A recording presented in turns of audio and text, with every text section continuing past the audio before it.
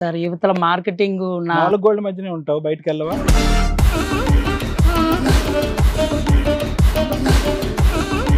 బయటికి అలా వెళ్తాను కాదు సార్. కానీ ఇప్పుడు నేను అనేది ఒకే ఒక పాయింట్, నువ్వు ఈ అమ్మాయిని పెళ్లి చేసుకున్నావు, మరి ఇప్పుడు మీ ఆవిడ ఏమంటుంది, ఇదేంటి ఈ మాత్రం దానికి నువ్వు వెళ్ళి ఇంకో పెళ్లి చేసుకోవటం అని అందా లేదా? నేను 6 months అబోగా ఈ ప్రాబ్లం ఫేస్ చేస్తున్నాను సార్. అప్పుడు ఆ ప్రాబ్లం సొల్యూషన్ కి రావాలి. నువ్వు ఒక క్రైమ్ చేసేసి రాకూడదు కదా. చేసేదంతా చేసేసి వీళ్ళు ఉన్నారు కదా చూసుకుంటారులే, నాకు ఏదో ఒకటి చేసేస్తారులే అని వచ్చేస్తేలాగా. నువ్వు చెప్పిన ఎలిగేషన్, మా ఆవిడ 2 years నాతో బానే ఉందండి, 1 year నుంచి నేను దగ్గరికి వెళ్తుంటే రేప్ కేసు పెడతాను నీ మీద అంటుంది అని అన్నావు. ఎక్కడో యూట్యూబ్ లోనే ఎక్కడో చూసి ఆ నాలెడ్జ్ వచ్చింది అనుకుందాం ఉన్నంతలో. ఆ అమ్మాయికి ఫిజికల్ గా దగ్గరికి రావడం ఇష్టం లేదు. అప్పుడు మీరు చేయాల్సిన పని ఏంటి? డాక్టర్స్ దగ్గరికి తీసుకెళ్ళటం. ఎందుకు ఆ అమ్మాయి అలా అంటుంది, ప్రాబ్లం ఏంటి, సైకలాజికల్ ప్రాబ్లమా ఫిజికల్ ప్రాబ్లమా అని వెరిఫై చేసుకొని మీ ఆవిడని బాగు చేసుకోవడం ఎట్లాగాని చూసి డెసిషన్ తీసుకోవాలి. లేదా అమ్మ నీకు నమస్కారం అని విడాకుల కేసో నోటీసో ఏదో ఫైల్ చేసి మీరు ఇక్కడికి వచ్చుంటే 100% మీకు ఏమైనా న్యాయం చేయడానికి మా వంతు ప్రయత్నాలు చేస్తాం. ఆహా అని నువ్వు 6 months డెసిషన్ తీసేసుకొని ఇంకొక అమ్మాయిని పెళ్లి చేసేసుకొని ఆ అమ్మాయితో ఫిజికల్ నీడ్స్ బాగానే ఎంజాయ్ చేస్తూ, ఈ అమ్మాయి నన్ను అప్పట్లో బ్లాక్మెయిల్ చేసిందండి, నాకు న్యాయం చేయండి అని వచ్చావు. విడ్డూరంగా లేదు కేసు. సరే ఇదంతా చేయడం చేసేసావు, ఇక్కడికి ఎందుకు వచ్చావు? బానే నడుస్తుంది, పెళ్ళాం అక్కడ ఉంది, ఇక్కడ సెకండ్ ట్రాక్ బానే రన్ అవుతుంది, ఇప్పుడు ఎందుకు వచ్చావు ఇక్కడికి? ఇక ఇది ఆవిడని ఇంకా నేను వదిలించుకుందాం అనుకున్నాను. ఈ విషయం ఆవిడకి తెలిసిందా లేదా ఇప్పటికన్నా? ఏ ఆవిడ? తెలిసింది. ఆవిడ, First ఈ ఆవిడ. ఆవిడ, first ఫస్ట్ ఆవిడ. ఆవిడకి మీ మొదటి భార్యకి తెలిసింది, మీ రెండో భార్య గురించి ఏమనింది ఆవిడ తెలిసిన తర్వాత? తెలిసిన తర్వాత తను ఏమంటే చాలా ఇదయింది. రేప్ కేసు ఆపేసి 498 వేస్తానందా? ఇంకా కేసుల గురించి నాకు తెలియదు మేడం. పైగా చాలా- మీ వెయ్యాలి మరి ఆవిడ ఉన్న కాదు, ఏమంది రోజు, ఏమంది? రోజు ఏముందంటే ఎప్పటికీ కూడా నువ్వు నన్ను మోసం చేసావు అది ఇది అనేసి చాలా నువ్వు చెప్పలేదా ఇలా ఇలా చేస్తున్నావు నేను కదా, అందు ఇట్లా గురించి పడుతున్నావు అని? చెప్పాను సార్. ఆ ఫైర్ లేక ఈ ఫైర్ అని అన్నావా? అందు గురించి నేను- అప్పుడన్నా మాట్లాడుకోవాల్సింది కదా, ఏం జరిగింది ఎందుకు జరిగింది అని చెప్పాను. తను నా మాట ఏది వినట్లేదు మేడం. తను నా మొత్తం direct మాట attack నన్ను ఏం చేసిందా? అర్థం చేసుకోవట్లేదు. ఒక భార్యగా- నానా ఇప్పుడు 1 year మీరిద్దరు విడిపోయి ఆ పిల్లని పిలిచాం, అర్థం చేసుకున్నానండి మా ఆయన నాకు కావాలి అంటే ఏం చేయమంటావు చెప్పు? రెండో ఆవిడ వదిలేస్తావా? రెండో వదలలేదు. ఫిజికల్ గా ఉంటది, హ్యాపీగానే ఉంటది, మేము కౌన్సిలింగ్ ఇస్తాం. మా ఆయన నాకు కావాలి అంటే మమ్మల్ని ఏం చేయమంటావు? అప్పుడు ఇద్దరిని చూసుకుంటాను మేడం. ఇద్దరు కలిపి ఒకేసారి వేస్తారు నీ మీద రేప్ కేసు.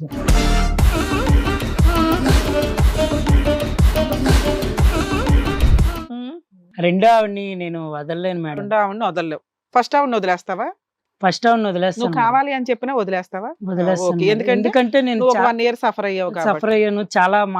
1 year అంటే తక్కువ కాదు కదా. ఖచ్చితంగా నీ రోజీ వచ్చి ఇంకో కారణం చెప్పదుగా ఆ 1 year గురించి? ఇంకో కారణం చెప్పేస్తాను ఖచ్చితంగా. ఖచ్చితంగా. మరి రోజు నువ్వు అడుగుంటావుగా, మరి ఇక్కడ నేను ఇంకో అమ్మాయిని తేకముందు నువ్వు ఆలోచించుకుని కరెక్ట్ చేసుకుని ఉంటే సరిపోయి ఉండేది కదా, ఈ అమ్మాయి వచ్చి ఉండేది కదా అని అడుగుంటే ఏమంది ఆ అమ్మాయి? ఆ అమ్మాయి అసలు నాతోటి మాట్లాడడానికి సరే దేనికి ఇప్పుడు కూడా- మేము ఆవిడని కూడా పిలిపించాం, అడిగిన క్వశ్చన్స్ అన్నిటికీ మీ దగ్గర ఆన్సర్స్ ఉన్నాయిగా, ఉన్నాయి మేడం. చెప్తారుగా ఇదే ఆ, ధైర్యంతో. చెప్తాను మేడం. రోసి గారు రండి.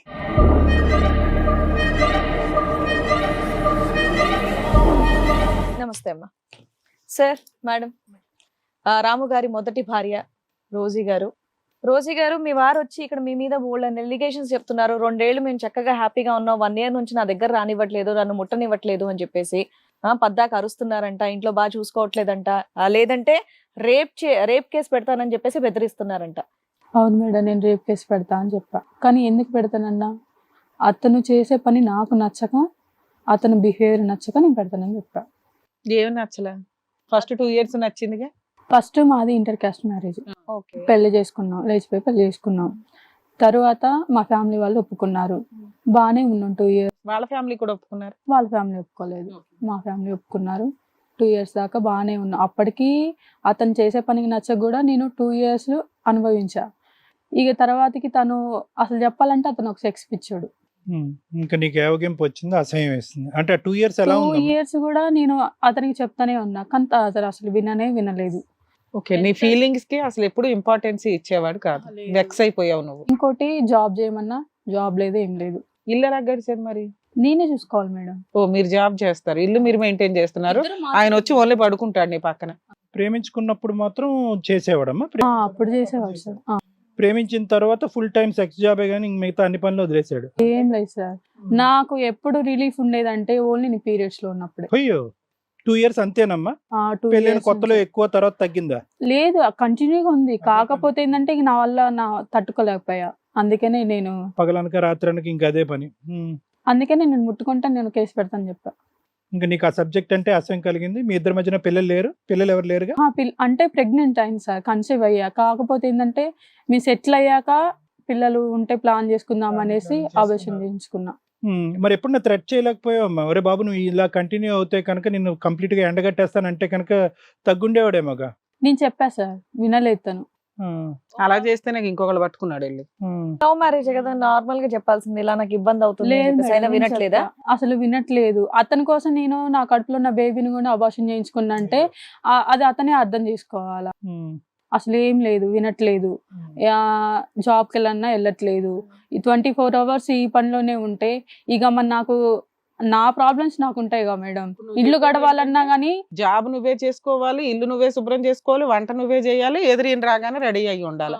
ఇక నీ ఫీలింగ్స్ కి నీ శరీరానికి ఏం రెస్పెక్టే లేదు ఆయన దగ్గర. లేదు మేడం.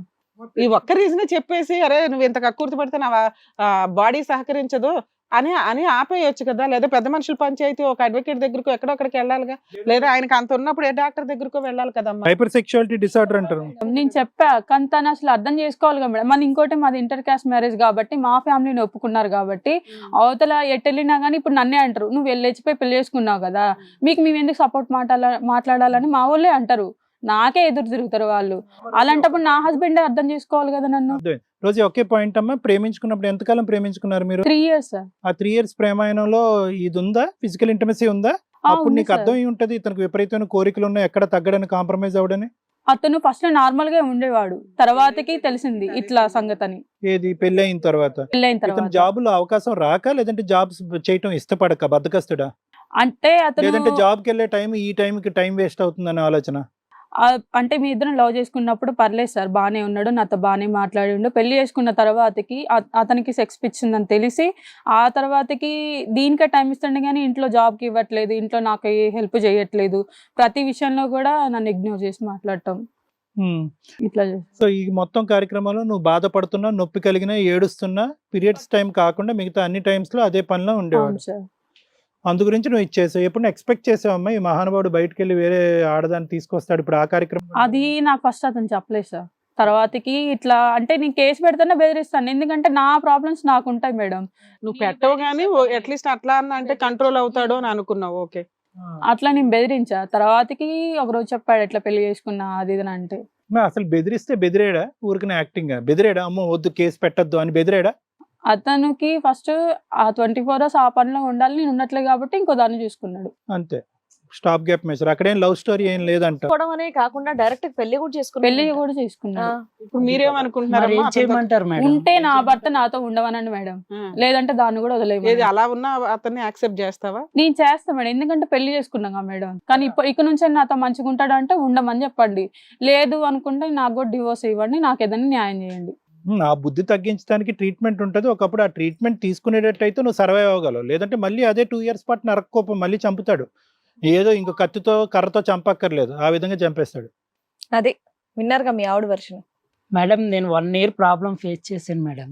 ఆవిడ 2 ఏళ్ళు ప్రాబ్లం ఫేస్ చేసింది. అవును, 2 years బాగానే ఉంది. 1 year లో ఏంటి బాగా ప్రాబ్లం? ఉండ్లా. వాళ్ళ అమ్మాల తరపున నరకంతో చెప్పు. ఉంది. దేనికన్నా ఒక లిమిట్ ఉంటది, లిమిట్ లేకుండా జరిగింది నేనేం యుద్ధం అంత అక్కడ. ఇబ్బంది పెట్టలేదు మేడం. నీ ముందే చెప్తుందిగా అమ్మాయి. నేనేం అంత ఇబ్బంది పెట్టలేదు మేడం అమ్మాయిని. నేను జాబ్కి వెళ్ళేవాడిని, వర్క్ చేసి, ఇది నాకు టార్గెట్ ఉంటుంది. ఒక్కసారైనా మొత్తం 2 years లో టార్గెట్స్ ఇవన్నీ పక్కన పెట్టు. 2 years లో ఎక్కడైనా ఏమండి నాకు ఇబ్బంది కలుగుతుంది, ఈ విధంగా అయితే నేను తట్టుకోలేకపోతున్నాను, నాకు ఇష్టపడినప్పుడు కూడా ఆ కార్యక్రమం ఉంటే బాగుంటుందని ఎప్పుడన్నా అందా అమ్మాయి? నిజం చెప్పు, మనసాక్షమే చేసుకుని. అలా ఎప్పుడు అనలేదు సార్. 2 years అనకుండా ఎట్లుందయ్యా? అనింది కదా, నీ ముందే చెప్తుంది కదా. 2 years అన్నా ఆగలేకపోతేనే నేను రేప్ కేసు పెడతానని బెదిరించానండి కొంతకాలం తర్వాత అంటుంది. నువ్వు చెయ్యగానే రేప్ కేసు పెడతానని అనలా అమ్మాయి. ఎవరైనా భార్య అలా భర్త మీద అంటుందా? అరే అమ్మాయికి కూడా ఫీలింగ్స్ ఉంటాయి కదయ్యా, ఆవిడకి కూడా ఇంపార్టెన్స్ ఇవ్వాలి కదా ఆవిడ ఫీలింగ్స్ కి. నీ ఇష్టం వచ్చినట్టు అదే టార్గెట్ లాగా యుద్ధం చేస్తానంటే ఎట్లా? 2 years లో నువ్వు ఎక్కడ కంప్లైంట్ చేయలేదంట నీ బాధ గురించి అతను అంటున్నాడు. నేను చాలా సార్లు చెప్పి చూసా సార్. నీకు ఎప్పుడు చెప్పలేదు నేను అసలు? నువ్వు ఎప్పుడు చెప్పు నాకు? నేను చాలా సార్లు చెప్పి చూసా, కానీ నువ్వు పట్టించుకోవట్లేదు. నీకు నీ సెక్స్ పిచ్చి వల్ల నన్ను హింసిస్తున్నావు తప్ప నా బాధ ఎప్పుడైనా నువ్వు పట్టించుకున్నావా?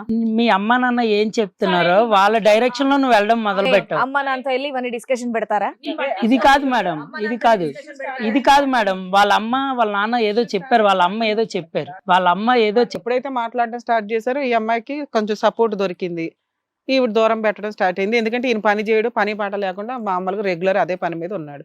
కొంచెం సపోర్ట్ చూసినాక ఆపినట్టుంది. ఇంక ఈయనకి వాళ్ళ అమ్మ నాన్న చెప్పింది తినేస్తుంది, వాళ్ళే డామినేట్ చేస్తున్నారు ఇంట్లో అని నీకు ఒక కుళ్ళు స్టార్ట్ అయింది.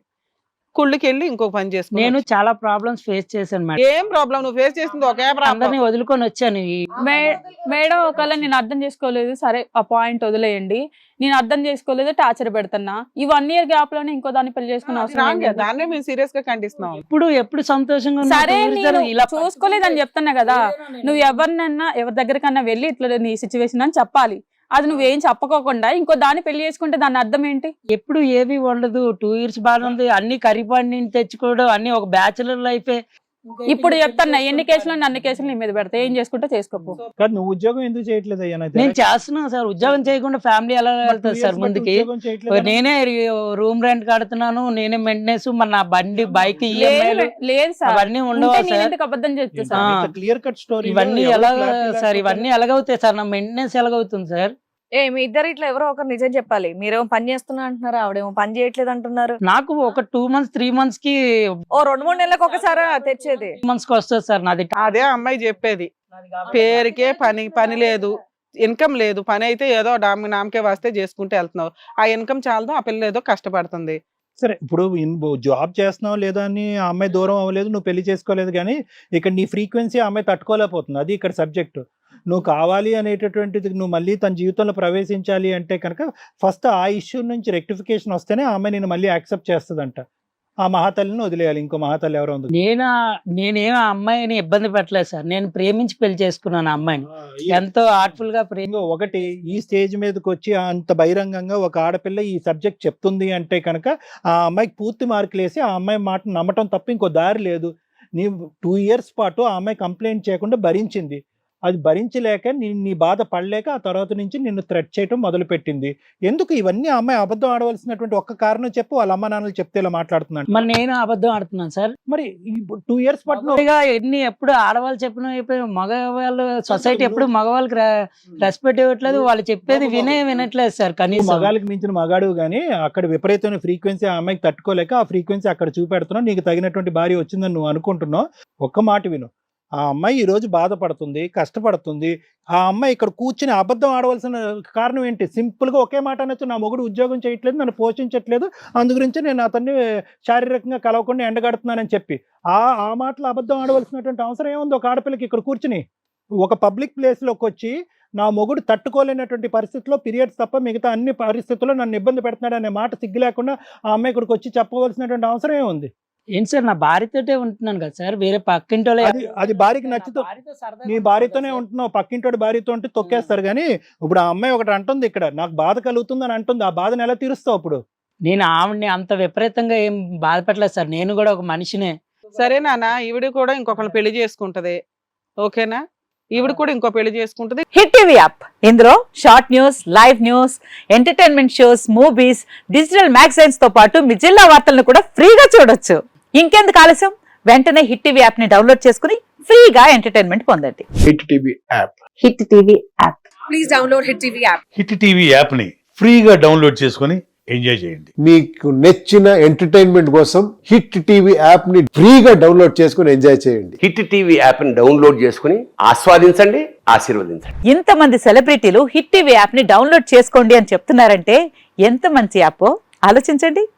అమెరికా అమెరికా అమెరికా అమెరికాలో చదవాలనుకునే వాళ్ళకి విశ్వసనీయమైన పేరు మన శౌర్య కన్సల్టెన్సీ. UK లో 1 year masters, UK లో 1 year masters, 2 years work permit up to 5 years visa. Contact Saurya Consultancy. Contact 89851 89851.